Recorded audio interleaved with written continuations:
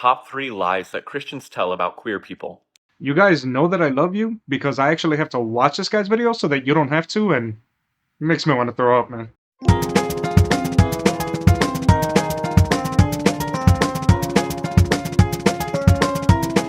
Lie number 1, that being queer is an abomination. There's not a single verse anywhere in the Bible that calls queer people abominations. Okay.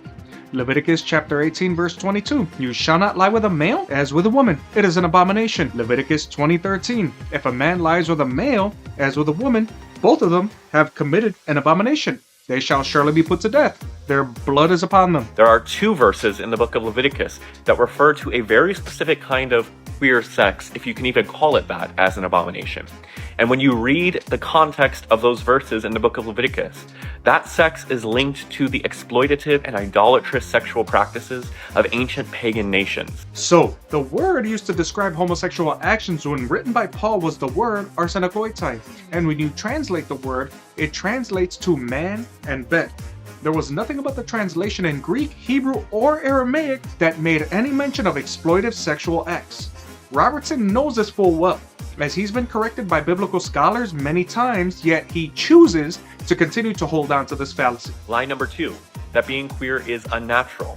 This comes from Paul's words in Romans chapter 1, where it says, men exchanged natural relations and were inflamed with lust for one another. Well, here's the thing. Being queer is natural. Homosexuality is natural. It occurs in the animal kingdom, in the plant kingdom, and in humanity. Now, this is actually one of my favorite arguments to tear apart, and it's quite simple. Let's say right now, as of this moment, everyone on the planet decides to become homosexual. Men go to men and women go to women. That means that the human race has ended in about 100 years. There's no more natural relations, therefore, there's no more procreation, which means there is no more people. How can behavior that actually ends your species be considered natural? Then comes the animals do it so it's okay argument.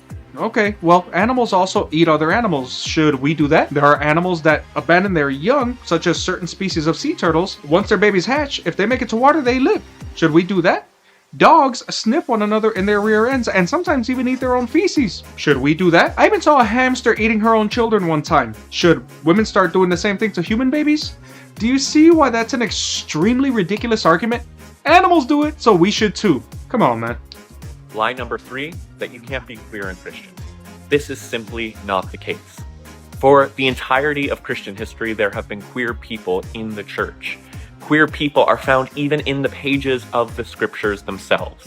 For instance, one of the first people baptized in the early church was likely a queer person of color, the Ethiopian eunuch, baptized by Philip in the book of Acts. And that's as much of this guy as I'm going to subject you guys to.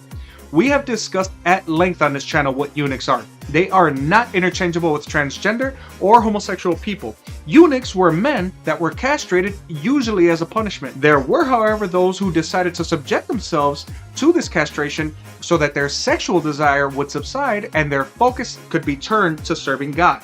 This lie that eunuchs were gay or transgender is just that. Now, this notion that you can be queer and Christian is probably his most dangerous deception, and I'll tell you why. Jesus Christ was clear about sin. He stated that the Bible was the unbreakable word of God.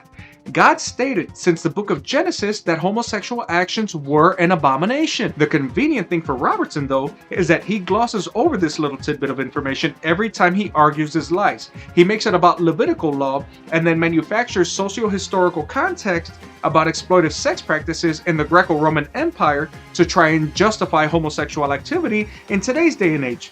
But at the end of the day, he's just another guy making vain and blasphemous attempts at making the Bible fit around his homosexual lifestyle. To be quite honest, it's not only cringe, but it's really sad as well. Imagine thinking that you can change God's words and meanings just because you struggle with the sin of homosexuality. But in today's narcissistic world, brothers and sisters, it shouldn't surprise you in the slightest. As always, guys, thank you so much for stopping by. If you want to become a channel supporter, you can always visit my Patreon page or pop into my Buy Me a Coffee page as well. Thank you especially to my supporters on both platforms. Always remember, guys, that tomorrow is not promised to anyone. Be safe, be good, be blessed, and most importantly of all, Jesus is King and the only way to heaven. Later, guys.